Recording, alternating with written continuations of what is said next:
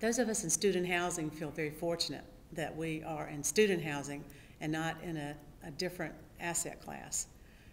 We have found that this recession has not affected the number of students going to school. If anything, it's increased it.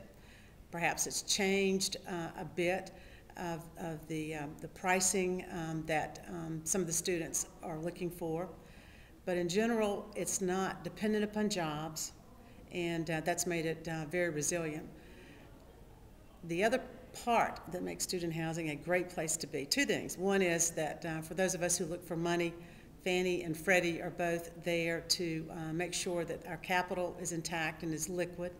The other is that just in demographics.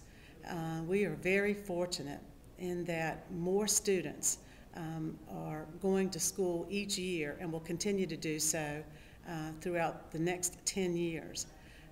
And that's due to both the number of births, the number of kids, the percentage of children who are going to school, and also the fact that more girls, a greater percentage of girls are attending college. And those of us who are in the student housing industry are always looking at purpose-built student housing, and we are aware that that females typically prefer purpose-built as opposed to living in other types of off-campus housing.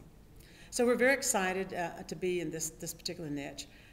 This next year, our particular company just now finished budgets for the next year.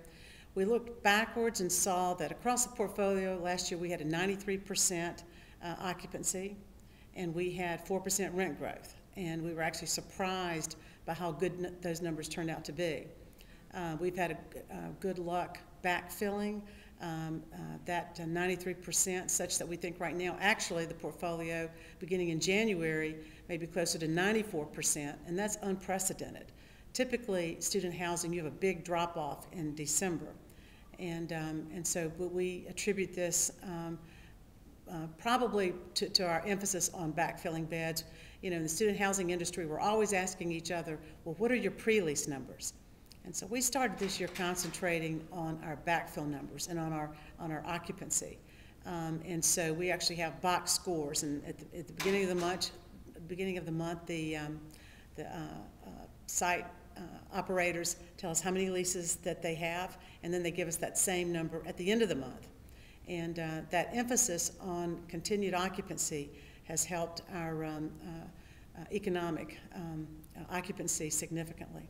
So in looking ahead this next year, what we've done is we determined that we wanted to increase the NOI. We're doing this, though, by concentrating on decreasing expenses. We are challenging every contract.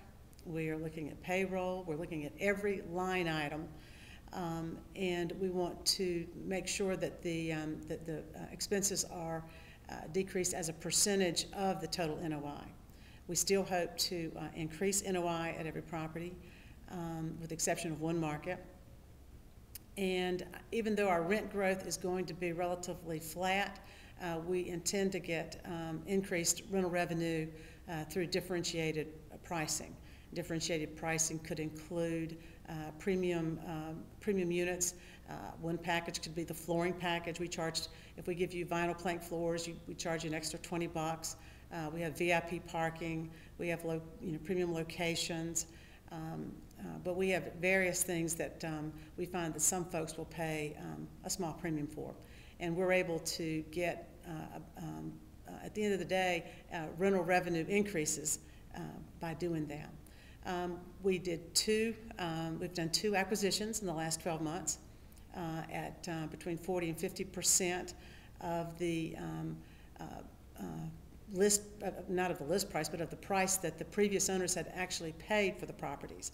This gives us a great opportunity to go into markets at very competitive rents.